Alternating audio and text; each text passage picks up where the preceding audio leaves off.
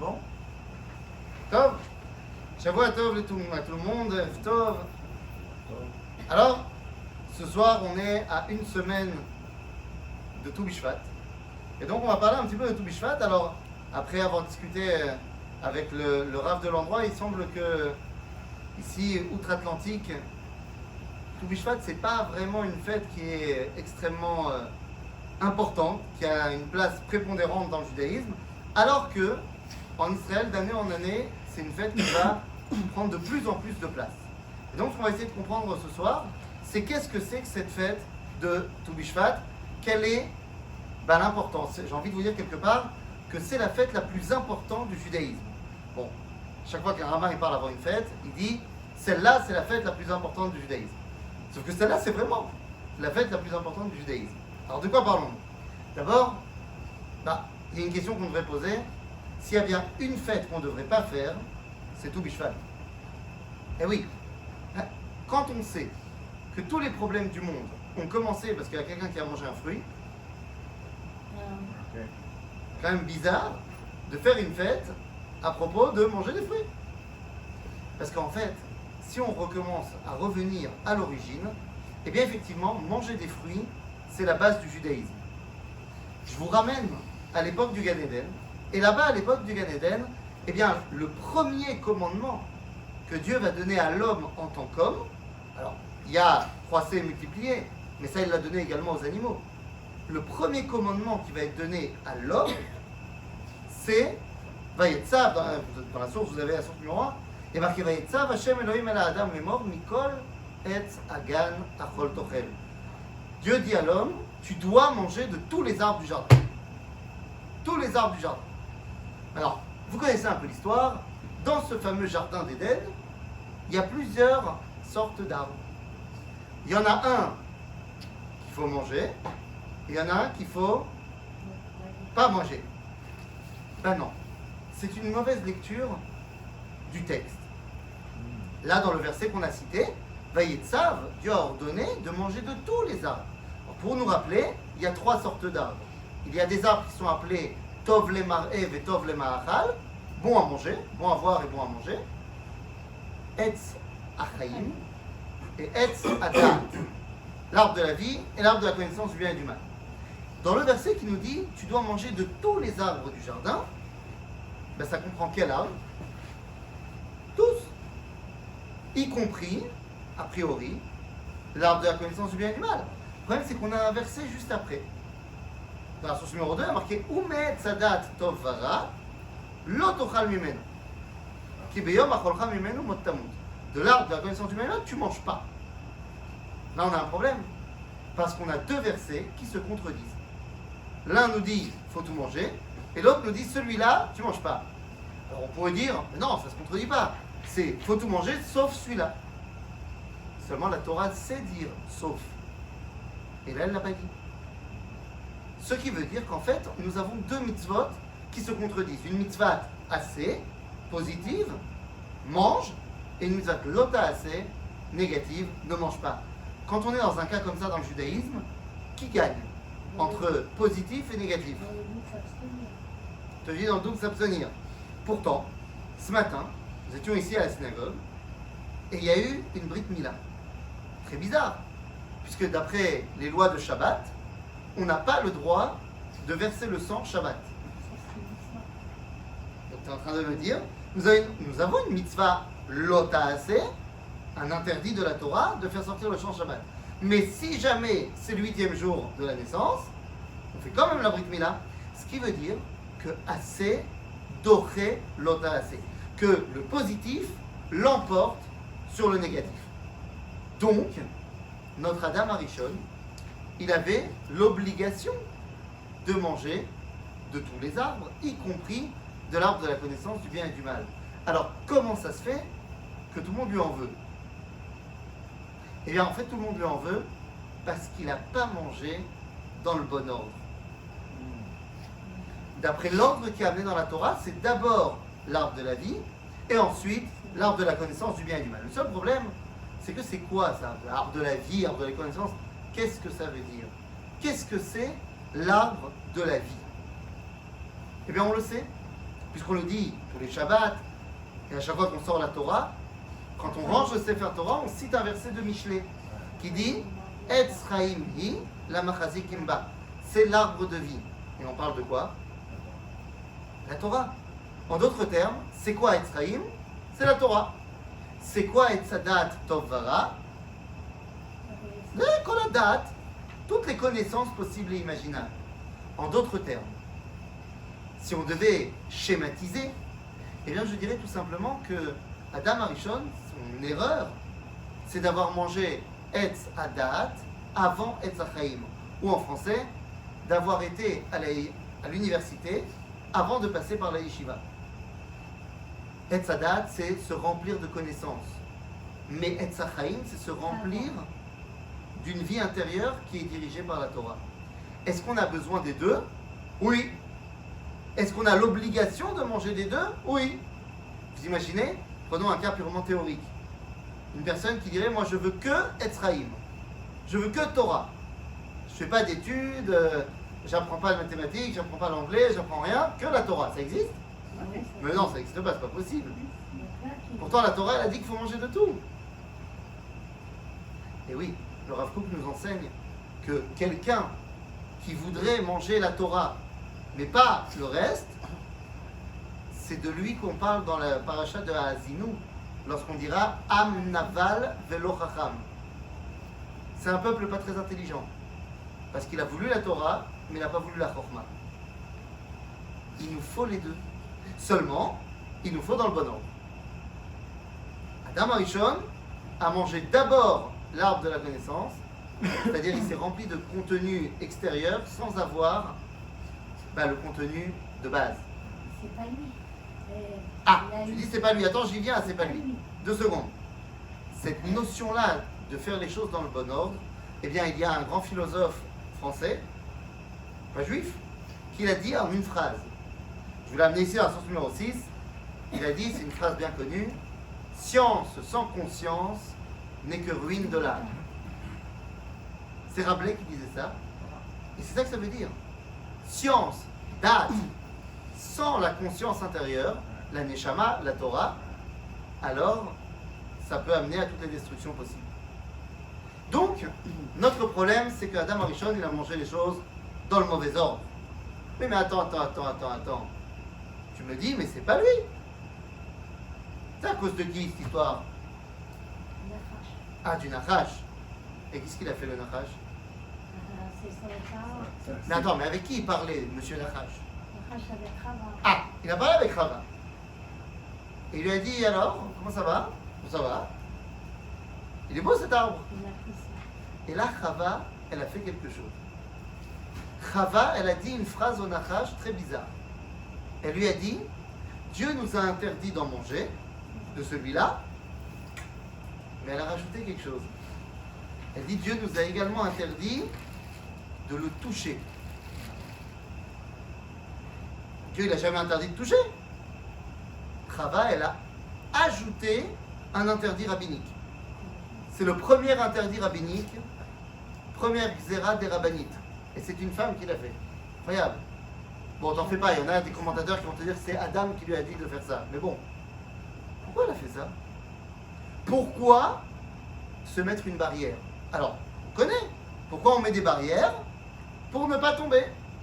La première Mishnah, enfin pas la première, mais une des premières Mishnayot de Pirkei Avot nous dit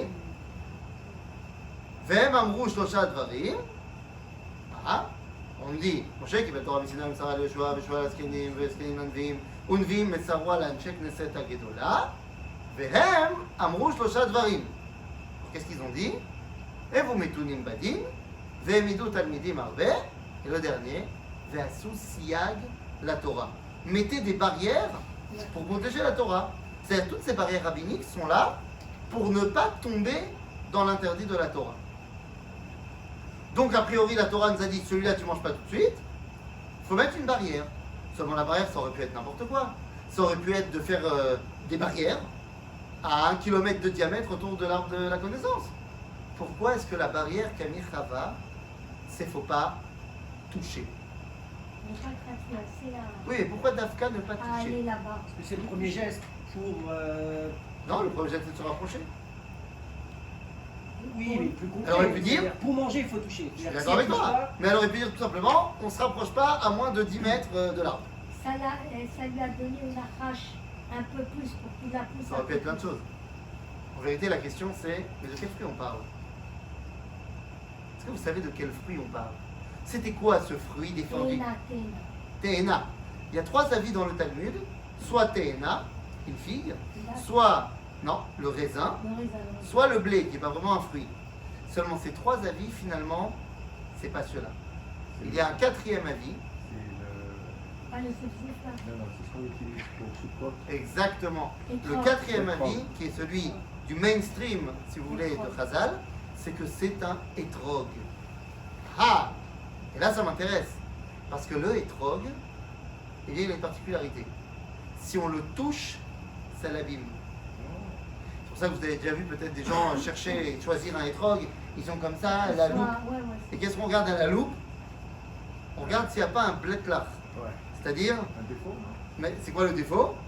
C'est si on l'a touché ou s'il y a une feuille qui s'est collée dessus, Ah, ça peut lui créer un défaut et donc Il n'est pas ne caché. sera pas cachère. En d'autres termes, Chava Imenu. Chava, On peut pas qui dire. avait étudié la Gemara évidemment, c'est sûr. Donc, elle a vu ce qui avait marqué dans la Gemara, dans le traité de Rosh Hashanah, où on nous dit une phrase très forte, Etrog, Kashia le Yada. La main est dure pour le Etrog.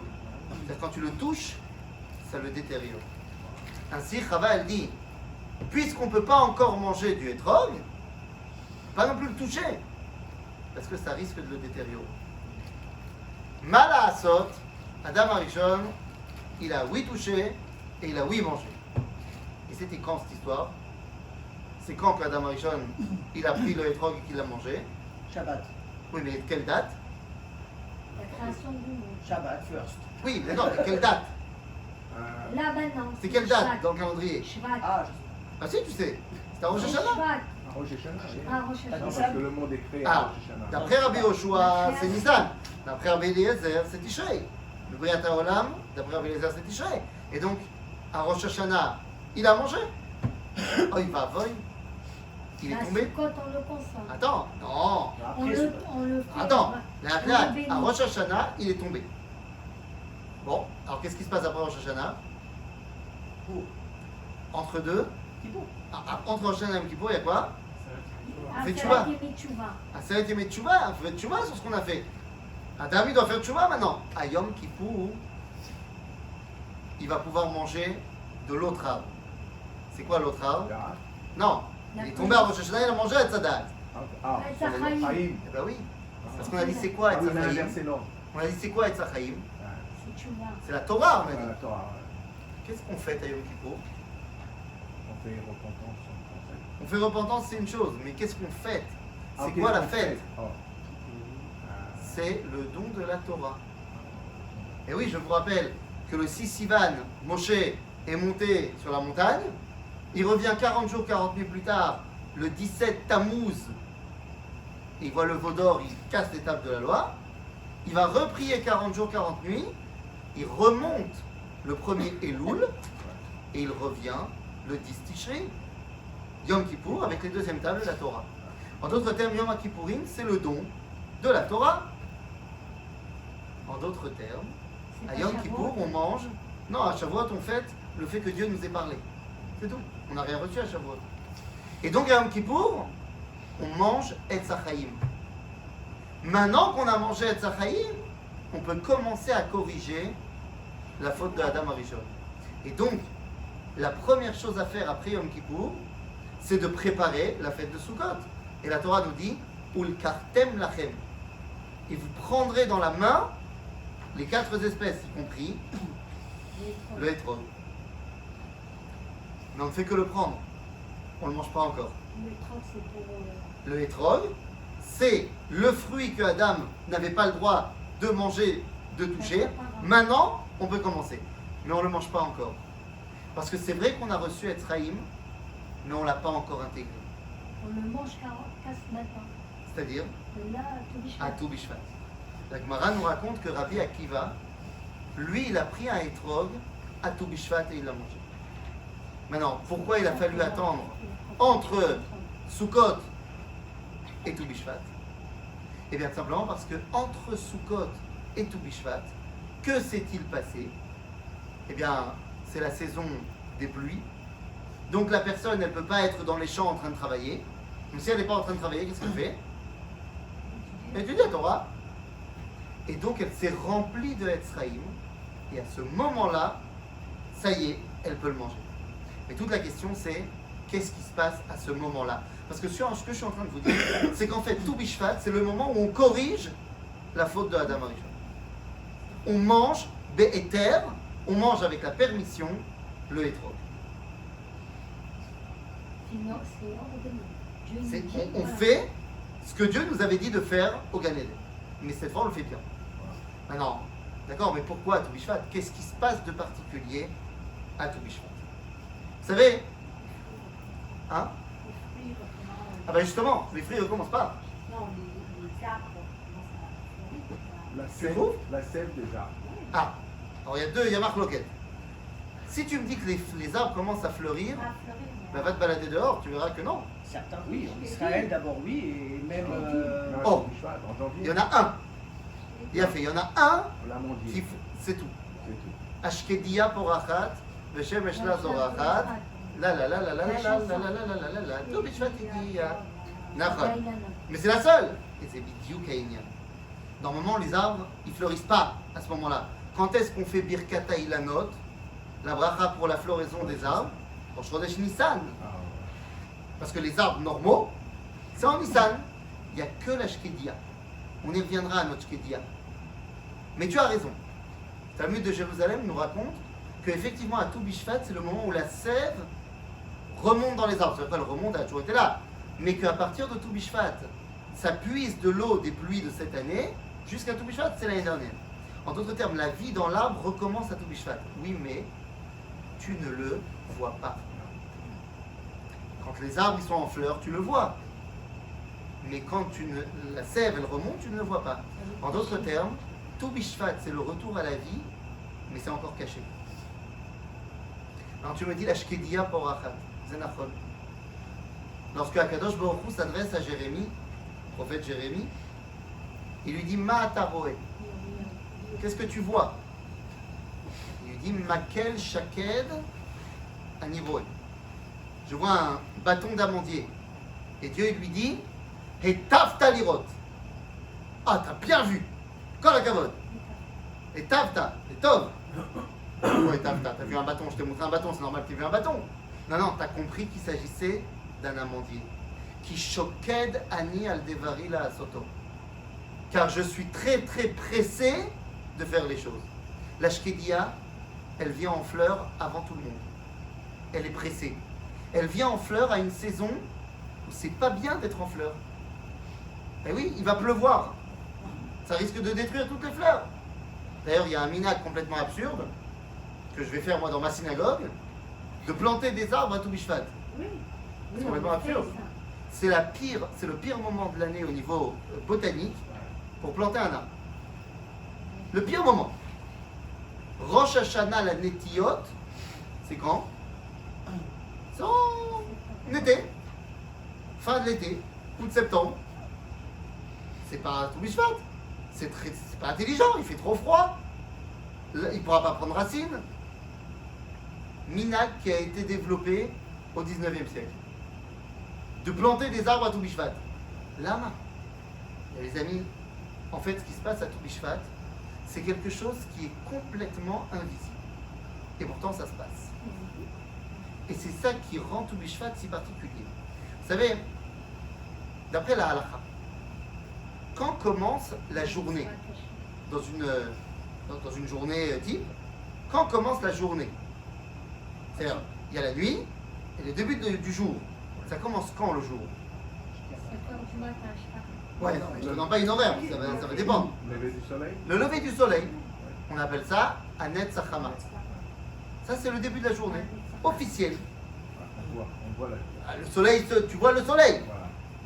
Ken, aval, tu peux déjà voir la lumière recommencer avant le lever du soleil. La différence entre l'aube et l'aurore. Comment est-ce qu'on appelle ça dans la halakha? La lumière revient, mais tu ne vois pas encore le soleil. C'est alot hashachar. Quand vous êtes, je ne sais pas si vous avez déjà fait le lever du soleil à Masada, tu peux voir qu'il fait déjà jour, mais tu n'as pas vu le soleil encore. Le soleil va se lever, mais il y a déjà la lumière. D'ailleurs, d'après la halakha, on peut commencer à faire les birkot hashachar, Hamoud hashachar, pas obligé d'attendre le soleil. Mais là encore, tu as vu la lumière. Imaginez-vous quelqu'un qui se lèverait en plein milieu de la nuit et qui commence à faire les brachot du matin. Je dis, celui-là, il n'a pas compris, c'est la nuit. Aval, d'après la Kabbalah, les kabbalistes, ils commençaient à faire les brachot à Tikkun Chatzot. Oh, wow. C'est-à-dire au milieu de la nuit. Les brachot du matin. Les brachot du matin. Oh, wow. C'est-à-dire, parce que qu'est-ce que c'est Tikkun Chatzot? C'est le début de la fin de la nuit. Oui, c'est past midnight. C'est après midnight. C'est-à-dire que c'est le début de la fin de la nuit. C'est-à-dire on est déjà vers la lumière. Ouais, c'est ça. Mais tu vois rien. Wow. C'est-à-dire que si tu sors à ce moment-là dehors, c'est tout noir. Et pourquoi du petit coup de Parce qu'on est metaken. Quoi? On corrige tous les problèmes. Comment? En comprenant quand est-ce que la lumière revient, même si tu ne la vois pas encore. Et c'est ça la grandeur de Toubishvat. Quand est-ce que ça commence? Le printemps, le renouveau. On a lu ce matin dans la Torah, Achodesh Hazel Lachem Rosh Chodashim. Nissan. Quand est-ce que ça commence le printemps? En Nissan. Hayom atem yotzim bechodesh ha'aviv. Et oui, le printemps c'est en Nissan. C'est là que tous les arbres sont en fleurs. Nachon. Je vais mettre le printemps, c'est en Nissan.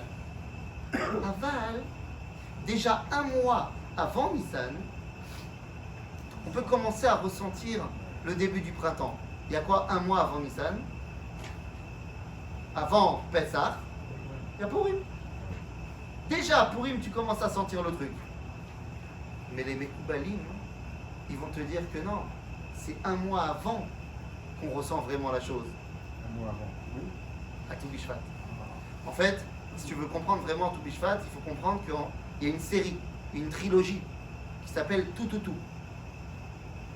Tout Bishvat, Tout Be'adar et Béar. Tout Be'Nissan. Et tout bien. Tout Be'av, ce sera beaucoup plus tard. Mais là, dans la triplette, Ouais. c'est Tout Bishvat, le 15 Shvat, le 15 Adar, c'est Purim. Alors, vous allez me dire, oui, c'est le 14. Oui, mais le vrai Purim, c'est Jérusalem. Enfin, bien sûr. Et enfin, Tout Be'Nissan, c'est Pessah. En fait, de quoi on parle? Pessah, c'est une fête des Oraïta. C'est marqué dans la Torah. Purim, c'est une fête des Rabbanan. C'est pas marqué dans la Torah, c'est les rabbins qui l'ont instauré. Shvat, c'est même pas une fête, c'est un minhag. Un minhag qui a été instauré par les Mekoubalim au XVIe siècle. C'est eux qui ont lancé le truc. Alors comment ça se fait? Lorsque c'est Pessah, c'est Barour, c'est évident que c'est le début du printemps. Donc quand c'est Barour, on peut te le dire officiellement. Quand c'est Purim, c'est déjà un peu plus... Il faut que les rabbins s'y mettent. Et quand c'est complètement dans la nuit, quand c'est complètement dans l'hiver, parce que tout Bishvat c'est l'hiver, mais de dire c'est déjà le printemps, tu as des lunettes spéciales. Tu vois des choses que moi je ne vois pas. Effectivement. Toi, quand tu vas dehors, tu vas voir un arbre qui est en train de mourir. Un arbre sans feuilles, sans fleurs. Mais moi, j'ai des lunettes spéciales qui voient à l'intérieur. Je vois que la sève, elle remonte. C'est vrai que tu ne le vois pas à l'œil nu. Mais celui qui sait lire à l'intérieur des choses, lui, il voit. Et c'est pour ça que cette fête de Tou Bishvat, elle nous vient des Mekoubalim. Parce que d'après la halakha, ça ne peut pas être ce moment-là, le début du printemps. Le début du printemps, c'est au printemps. De la même façon que d'après la halakha, le début de la journée, c'est quand le soleil se lève. Mais ceux qui ressentent... Alors, on m'a demandé un jour, alors c'est bien de faire Tikkun Chatzot? Je lui ai dit, ça dépend. Ça dépend quoi? Tu viens de nous dire que c'était bien. Je dis, bah attends, disons que c'est bien. Comment tu vas te lever à Tikkun Chatzot? Bah, pas de problème. Je vais voir sur internet à quelle heure c'est, je me réveille. Je dis, c'est Bidyuk Haïnyan. Si tu as besoin de mettre le réveil pour te réveiller à Tikkun Chatzot, c'est que tu n'es pas au niveau de faire Tikkun Chatzot. C'est-à-dire que c'est que tu ressens pas le truc. De la technique, on n'en a pas besoin. Si tu ressens le truc, alors oui. que les portes du ciel, elles seraient ouvertes. D'accord, mais ça c'est pour celui qui ressent. Quelqu'un qui reste éveillé, tard, Ouais. il peut tomber sur la nuit. Il peut tomber, comme tu dis, il peut tomber dessus. Il est éveillé. Non, mais il est éveillé à ce Moi, moment-là. j'ai Eh eu ben, regarde, Il peut. La question c'est est-ce qu'il ressent à ce moment-là on ressent. la compréhension que ça y est, c'est le moment de faire quelque chose. Ah, Ou on lui a dit que c'était l'heure, alors il y va. bien sûr. Tu comprends? C'est tout le truc. Est-ce C'est qu'il peut le pour ça, faire? pardon? Ça n'a pas de lien avec tout Mishpat, mais est-ce qu'il peut le faire, les brachot, s'il n'a pas dormi? Parce que dans les brachot du matin, Mais quand? mais Chaya, Quand? j'allais dire dans l'absolu même, Au lever du soleil. mais même de façon générale, Lui aussi, il travaille très parce que les brachot du matin, dans certaines brachot, elles s'impliquent mais D'accord? Tout à fait. qu'on se réveille d'une. D'accord. Alors il y a plein de halachot là-dessus. Qu'est-ce qu'on fait? Quelqu'un qui n'a pas dormi, Qui a pas quelqu'un dormi. qui est soldat, qui a gardé toute la nuit, machin, et que d'un coup il se lève. Alors il y a certaines brachot que tu fais, certaines brachot que tu fais pas. C'est des petits détails techniques, mais on s'arrange. Par contre, est-ce que tu peux faire les brachot à Chatzot? La halacha elle te dit non. La Kabbalah elle te dira hein, si tu comprends que c'est le début de la journée, alors c'est le début de la journée. Mais si tu ne le comprends pas, c'est pas possible. En d'autres termes, la fête de Pessah, c'est obligatoire pour tout le monde. Même la fête de Purim, c'est obligatoire pour tout le monde. Parce qu'on voit quand même la lumière. Esther est appelée dans la Gemara Ayelet HaShachar. Pessah, c'est Anet Zachama. C'est le lever du soleil. Ça y est, c'est sûr, on est sorti d'Égypte. Purim, Ça veut dire quoi, il est à chaque fois? c'est l'aube. C'est-à-dire le moment où la lumière revient, mais c'est pas encore le début du soleil. Tu vois quelque chose, mais le soleil il n'est pas encore là. Mais tu vois bien quelque chose. Je peux dire quelque chose pour Bien sûr. Tishvat. Vas-y. Alors Tishvat, ça a aussi un sens parce que entre Hanouka et on n'a pas de fête. Donc, Pour faire le lien, tu dis. Pour faire le lien. Il y a fait mal. Mais ça, encore une fois, la halakha elle ne peut pas t'obliger. C'est-à-dire que la halakha elle ne t'oblige pas de manger des fruits la semaine prochaine. Si tu veux pas manger de fruits, bah t'en manges pas. Non, parce qu'il n'y a rien, il n'y a pas de Il y a tout, mitzvah. mais ça ne donc, se voit pas. voilà. C'est-à-dire qu'il y a tout, mais c'est à l'intérieur. Si tu t'arrives à t'éveiller à cela, alors tu vas faire de tout Bishvat le truc le plus fou d'ailleurs, d'après le Koubalim, c'est comme ça que moi je fais à la maison, il y a un seder de tout Bishvat, Ah, tout avec le 4 monde fait verres de vin, tout ça, parce qu'on est en préparation après ça. Maintenant, de la même façon que je vous ai dit que dans la journée, il y a 3 temps pour débuter la journée, le lever du soleil, le début de la lumière, ou alors le début de la fin de la nuit pour ceux qui le ressentent. Ce qui est vrai dans la journée est vrai dans l'année. On a dit le début du printemps, c'est au printemps. Certains disent non, c'est déjà à Purim. Si tu le ressens, même sous la pluie à Toubishvat, tu vas pouvoir le dire. Ce qui est vrai au niveau de l'année, qui était vrai au niveau de la journée, est vrai au niveau de l'histoire. du temps. De l'histoire Bichlal, c'est-à-dire de la Géoula, de la délivrance. C'est quand la Géoula? C'est quand le moment où on sort de la nuit de l'exil? D'après la halakha, c'est le lever du soleil. C'est-à-dire, il y a le moment où ça y est, on passe de l'exil à pas exil. Il y a un moment halachique pour ça. Mashiach, Non, avant. d'après la Gemara, dans le traité de Psachim, de Sanhedrin, à la page 98, on nous dit là-bas que la différence entre Olam Hazeh, c'est-à-dire l'exil, et Yemot HaMashiach, c'est-à-dire la Géoula, c'est un truc. Shiabud Malchuyot Bilvad, l'indépendance nationale.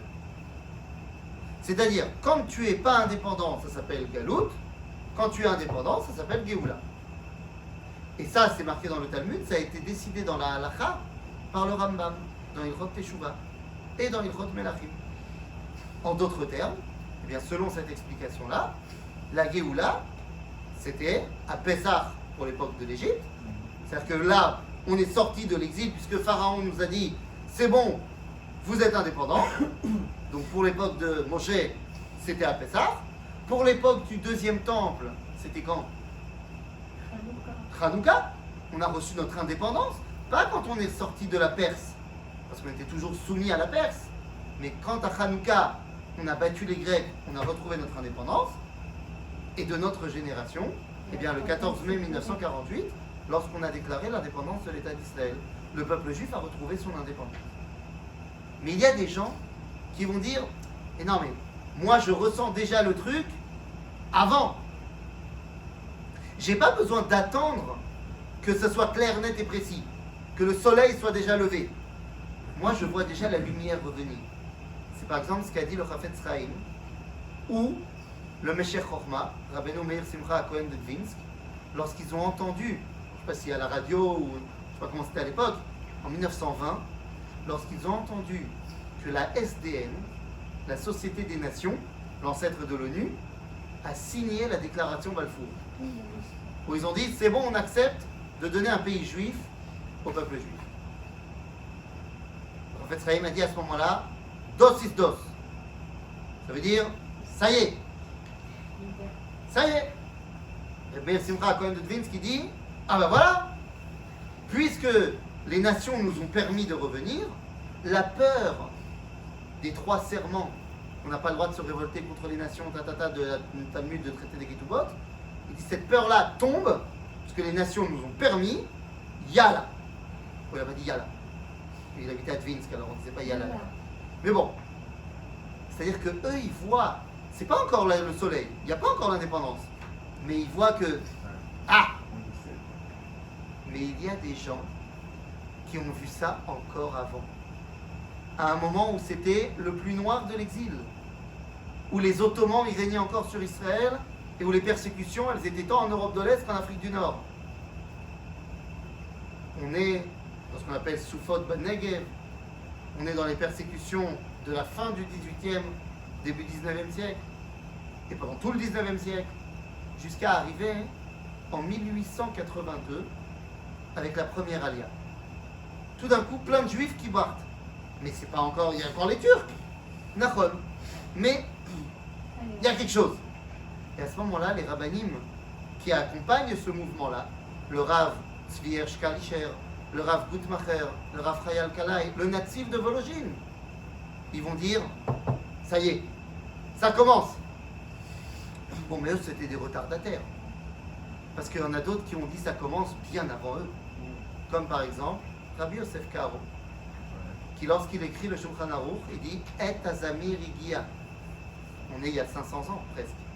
Mais il dit « ça y est, c'est le moment ». Pourquoi c'est le moment? Parce qu'on est dans le début de la fin de la nuit. De quoi parlons-nous? Eh bien, si on comprend un petit peu, d'après certains calculs de la Kabbalah, eh bien on se rend compte tout simplement que 6000 ans d'histoire, en 5780, 6000 ans d'histoire depuis que Adam Arishon est sorti du Gan Eden jusqu'à la fin du film, ce sont les 6 jours de la création. Chaque jour, 1000 ans, qui elef shanim be'enecha keyom etmol ki ya'avor, on dit dans Tehillim. Un jour pour lui, c'est 1000 ans pour nous.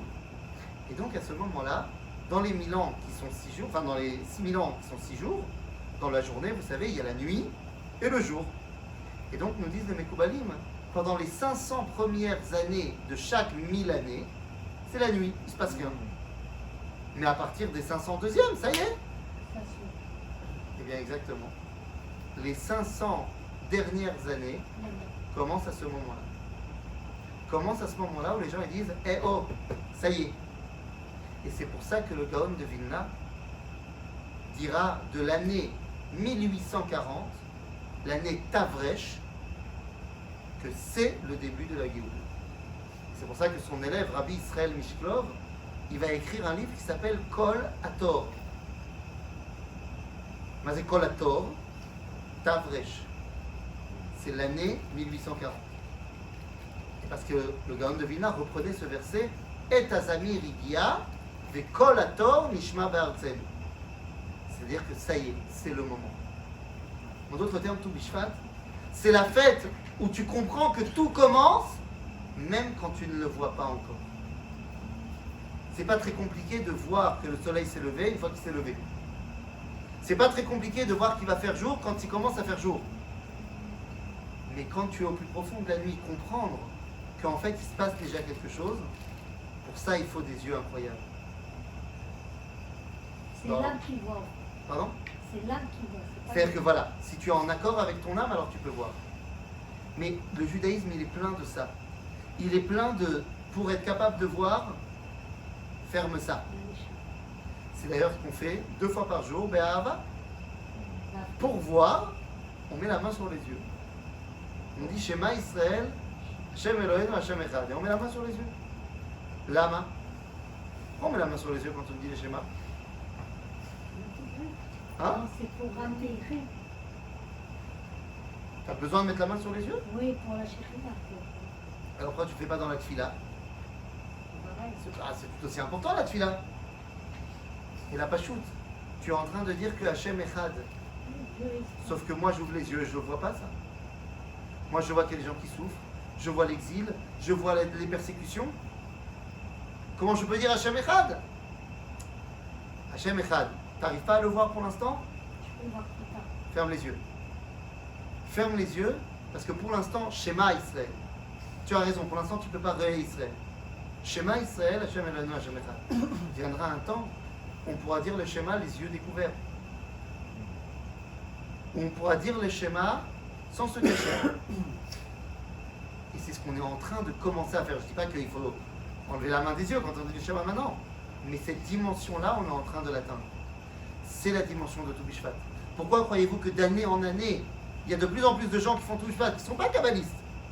Tout simplement parce qu'ils ressentent, parce qu'il y a 500 ans, seulement quelques kabbalistes ressentaient, que ces fruits-là sont le signe.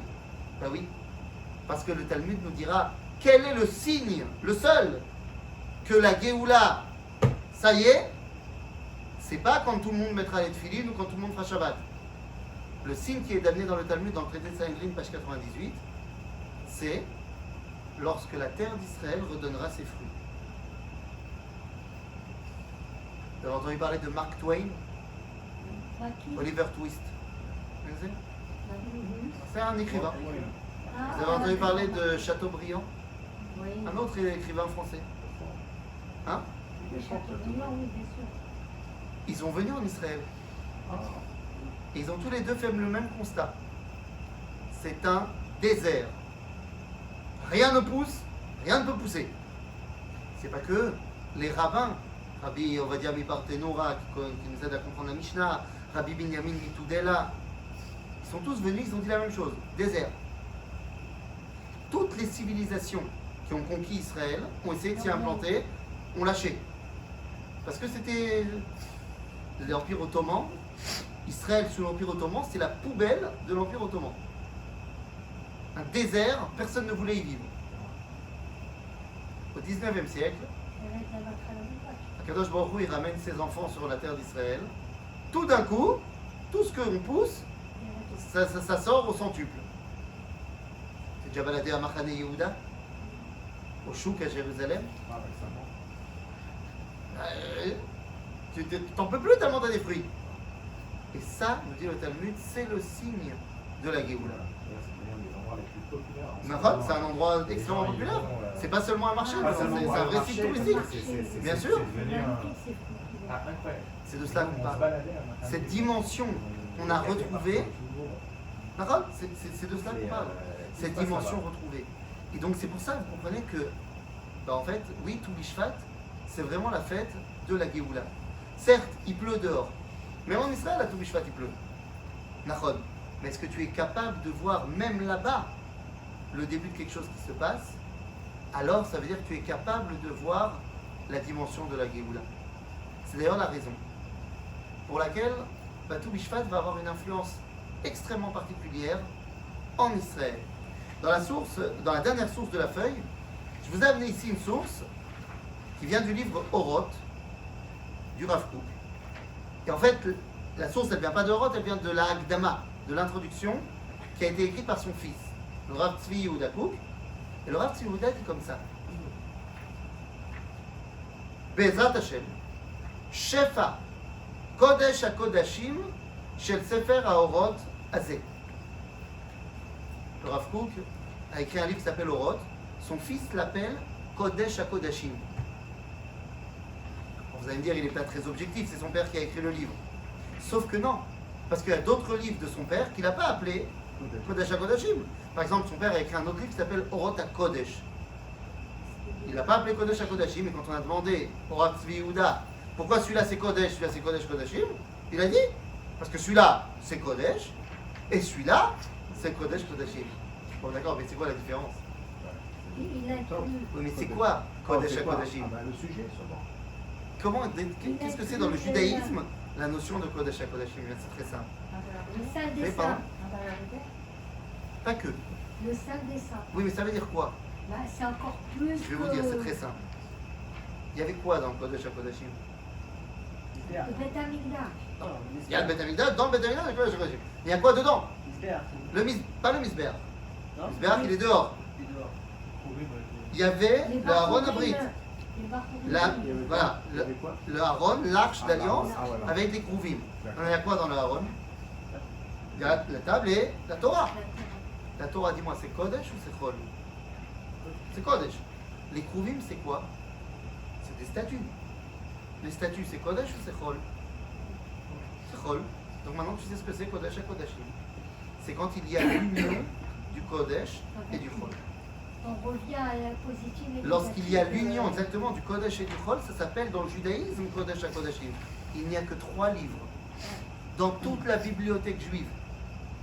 Que 3 qui ont été appelés par d'autres rabbins Kodesh à Kodashim. Il y en a plein qui ont été appelés à Kodesh ou à Kadosh, mais que 3 ont été appelés Kodesh à Kodashim. Le premier, c'est Shir HaShirim. Rabbi Akiva l'appelle Kodesh à Kodashim. C'est quoi Shir HaShirim? C'est le chant d'amour entre un homme et sa femme. L'amour entre un homme et une femme, c'est Kodesh ou c'est Chol?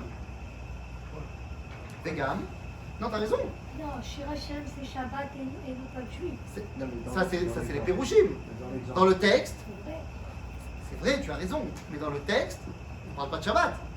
On ne parle pas du Ham Israël non plus. Dans le texte, on parle d'un homme et de sa femme. Alors tu disais, c'est quoi le Chol? Bah, l'amour entre un homme et une femme, c'est Chol ou c'est Kodesh? C'est Kodesh. Bah, c'est Gam. Vegam. Kodesh. Gam de Gam? Oui, entre un homme et une femme, ça peut être très Chol, Ouais. ça peut être aussi très Kodesh. Ouais.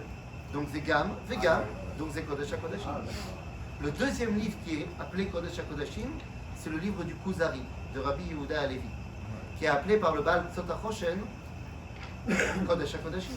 Parce que nous parle de quoi le Kuzari? Le Kuzari nous parle de la sainteté, Kodesh, qu'il y a dans l'histoire, Chol, Kodesh à Kodashim. Et enfin, le troisième livre, eh bien, c'est le livre Oroth du Rav Kook, que son fils appelle Kodesh à Kodashim. Mais de quoi parle ce livre?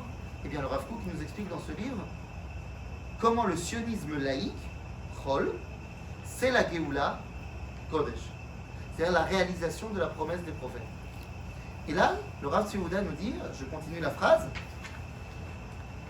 donc, Bezrat Hashem, Shefa Kodesh HaKodashim של ספר האורות הזה, שהופיע מתוך פחת האורות של הכהן הגדול, bon ça il parle de son papa, et il dit, il est arrivé, la première édition, en Tarpa, c'est en 1921, עם ראשית בו, בדבר השם לחזרת שכינתו וכוננות מלכותו לירושלימה. הנה הוא חוזר ומופיע עתה בשנת הקטורת, עם ראשית גילויה של רוממות ימין עליון לגאולת עמו ונחלתו וישועת משיחו. C'est une phrase très longue qui veut dire quoi? Il dit la deuxième édition paraît l'année de la Ktoret, c'est l'année du dévoilement de la main droite d'Akadosh Baruch Hu, du début des temps messianiques. C'est quoi l'année de la Ktoret? C'est 1949. Alors qu'est-ce qui s'est passé en 1949? Tu m'aurais dit 48, j'aurais su quoi dire. Mais qu'est-ce qui s'est passé en 49? C'est quoi l'année? Comment c'est quoi le lien entre C'est, 40? tu fais des gématriotes en fait. C'était comme ça que les rabbins ils disaient le nom des années, ils mettaient des mots. Mais en fait, tu prends les lettres, chaque lettre. Ktoret. Hein? Ah, c'est-à-dire La gématria du mot Ktoret. Ktoret, C'est 40. c'est 1949. D'accord. Ouais, mais pourquoi c'est une date en. Enfin. Non, moi je te dis 49. Ktoret, c'est pas en Non, non, gématria mais pourquoi 49. c'est pas sur la date du calendrier juif? Non, non, Mbaya. Moi je t'ai dit 49 pour que ça je te repérais. Ok, sinon je t'aurais dit Zeshnat Tachap. Ah, d'accord. C'est-à-dire, Ktoret c'est Tachap. Ok. D'accord, juste je te les traduis en français pour qu'on se repère. Voilà. Mais tu as raison. Mais explique-leur ce que c'est correct. Non. Là, en dehors de Ktoret, c'est les encens qu'on amenait au Beth Amikdash. Exactement, mais que Moshe Rabbeinu Nahon. avec- Mais qu'est-ce qui se passe en 1949 pour dire que c'est vraiment ça le moment? Encore une fois, si ça avait été 48, je sais ce qui s'est passé en 48. Mais en 49, qu'est-ce qui s'est passé? Ben, il s'est passé un truc. En 1949, à la fin de la guerre, le parlement juif d'Israël, la Knesset, est passé de Tel Aviv à Jérusalem. Pendant la guerre, il était à Tel Aviv parce que Jérusalem était sous siège. À la fin de la guerre, on a ramené la Knesset à Jérusalem. Quelle différence vous allez me dire? C'est très simple. Si la capitale du pays d'Israël, c'est Tel Aviv, pourquoi pas? Non, mais sans parler de commerce. Disons que la capitale officielle, c'est Tel Aviv. Eh bien, Tel Aviv est né des sables en 1909. Ça veut dire que Israël voit comme sa capitale une nouveauté qui est sortie de toutes pièces au XXe siècle. En d'autres termes, à ce moment-là, Israël n'est autre qu'un pays occidental qui est né au XXe siècle.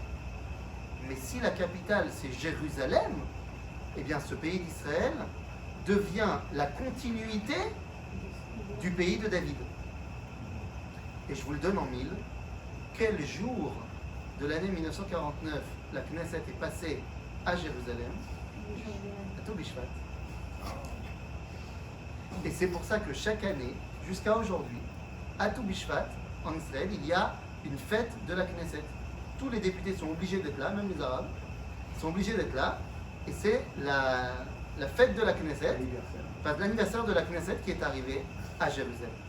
En d'autres termes, Tobi Shvat, les fruits, c'est le tikkun de tout ce qui avait mal débuté avec Adam Arishon, en mangeant le hétrog à Tobi Shvat, a fortiori à Jérusalem, mais même à New York. Eh bien, c'est tout simplement comprendre que même dans la nuit, on est capable de voir la lumière qui est en train de se mettre en place, qu'on ne va pas attendre. Vous savez, il y a des gens qui disent oui, la Géoula, c'est bientôt, Bezrat Hashem. Mais ils disent ça, c'est comme si tu dis à midi que Bezrat Hashem, le soleil va bientôt se lever. Ouais, Donc, ce que vous êtes en train de dire, quand Trump il a ramené tous les ambassades à Jérusalem, tous les ambassades, son ambassade à lui. Mais- C'est évident que lorsque. Donc, lui, il a fait un move. Mais bien et sûr, ça fait une mais bien nouvelle- sûr, Là, il y a lorsque. déjà 3 pays qui attendent pour aussi changer Mais bien de sûr, ambassade. lorsque Donc, on voit Trump le décide temps de bouger l'ambassade américaine à Jérusalem, ça va dans le sens de tout ce qu'on a dit là maintenant. Bien sûr, je vous rappelle, il y a, alors je ne sais pas si dans cette synagogue, il y a plein de synagogues où il y a les synagogues, il y a un parochet devant la Ron Kodesh, et on a plein, tu as dû en broder certains, où il y a une phrase qu'on marque comme ça, phrase de Tanakh, qui dit Kimitzion Tetze Torah, Udvar Hashem Yerushalayim. Le Rav dans la synagogue ici, dans la version du texte de la Birkat HaMedina pour l'État d'Israël qu'il a fait la bracha ce matin, il a dit Kimitzion Tetze Torah Udvar Hashem Yerushalayim. C'est une phrase qu'on connaît, que de Sion sorte la Torah et la parole de Dieu de Jérusalem. Ce qu'on oublie, c'est que dans le Tanakh, qui dit cette phrase? Alors ça vient du livre de Ishayahu. D'accord, mais dans le prophète Ishayahu, il parle de quoi? C'est quoi le début du verset? Et Sion, c'est Joseph. Oui, mais qui parle dans le verset? C'est pas le début du verset qui mitzion, c'est la fin du verset. Le début du verset c'est Ve'alechu amim rabim C'est ça, c'est ça. vayomeru bou ve'naale el har Hashem el bet Elohei Yaakov ve'yoredu miderachav ve'nelcha be'orchotav ki mitzion tetze Torah udvar Hashem Yerushalayim. En d'autres termes, qui dit cette phrase? Les goïms. Les amim rabim. Alors, qu'est-ce que ça veut dire du début alors? Viendra un temps où les nations On est en train de viendront, se rassembleront et diront venez, on va à Jérusalem pour apprendre de Jacob, de nous, Et puis, comment est-ce qu'on sert Dieu. Parce que Kimitzion, Tetze Torah Udvar Hashem Yerushalayim. Quand Trump il envoie son ambassade, peut-être qu'il le sait, peut-être qu'il ne le sait pas, mais c'est évidemment une des réalisations de ce verset-là. C'était ça. Bien sûr. C'est ça, bien les sûr. nations et marcheront. Et tout Bishvat, c'est la prise de conscience que maintenant on le fait. Pendant 500 ans, tout Bishvat, c'était 2-3 Mekoubalim qui le faisaient chez eux, personne ne savait de quoi on parle. Aujourd'hui, de plus en plus de gens le font, pas parce qu'ils sont tous devenus kabbalistes, mais parce qu'on le ressent. Mais on le fait tout le temps, mais on ne connaissait pas. Et bien maintenant on connaît, exactement cette parce qu'on le valeur, c'est ressent. tellement important. On comprend en fait que c'est de cela qu'il s'agit. Il s'agit tout simplement de ramener à Israël, de ramener l'homme à sa prise de conscience qu'il est en train de réaliser la promesse des prophètes. À son initial. Et donc, tout Bishvat, c'est pour répondre aux questions qu'on avait posées. Comment est-ce qu'on fait pour au plus profond de la nuit voir la lumière? Tu comprends que après la nuit, vient la lumière. Pour ça, il faut avoir une vision positive sur les choses. Comment est-ce qu'on peut, au plus profond de l'hiver, déjà fêter le printemps? Parce que tu sais qu'à l'intérieur, tout se met en place. Même si tu ne le vois pas encore. Et le témoin de cela, c'est Ashkedia Porachat. Altidag, on t'a mis un truc quand même, histoire de. Parce que sinon, tu n'aurais pas réussi à voir du tout. Iné, l'Ashkedia. Parce que lorsque Dieu va amener la Géoula à son peuple, eh bien, ça se met en place en sous-marin. Tu peux ne pas le voir. D'après la halakha, tu peux ne pas le voir. Mais ceux qui ont les yeux pour voir, alors ils voient. C'est pour ça que 3 fois par jour dans la tfila, on dit Vetechezena einenu beshuvecha letzion berachamim. Qu'est-ce que ça veut dire cette phrase? Littéralement, fais que nos yeux voient ton retour à Sion berachamim. Ça veut dire quoi? C'est-à-dire tu reviens toi, mais des fois il y a des yeux qui ne voient pas. On demande à Dieu qu'il nous fasse voir ce qui de toute façon arrive. Tout Bishvat a pris cette place prépondérante, et bien tout simplement parce que maintenant les gens voient. Et donc en fait, lorsqu'on va manger cette année, Bezrat Hashem, le Etrog à tout Bishvat, eh bien on fera tout simplement la correction de la faute de Adam Arishon, et donc on sera prêt à maintenant dévoiler officiellement tout Bishvat. Et donc, peut-être que cette année, il va se passer un événement historique, concret, pour le peuple juif à tout Bishvat, qui fera que dès l'année prochaine, les rabbins décideront d'inscrire cette fête-là comme une fête officielle de la halakha. Ça, on verra dans une semaine. Elle n'est pas Mazal marquée, Tov. elle. Mazal Tov, alors. Elle Mazal n'était Tov. pas, merci. Elle alors, n'était pas une dedans, alors, elle une n'est question. jamais inscrite dedans. Une question. Bah oui. Oui. Tu as dit quand on mange les trocs, mais quand on mange les fruits qu'on fait à tout Bishvat, est-ce que ça aide un peu dans ça? Bien sûr, on ne mange pas que le Etrog à tout Bishvat. Non, les trocs, on ne mange pas à tout Bishvat. Si on le mange en confiture. Il y a ceux qui l'ont alors. Alors, je ne sais pas comment ça marche Pour le aux garder ou- États-Unis.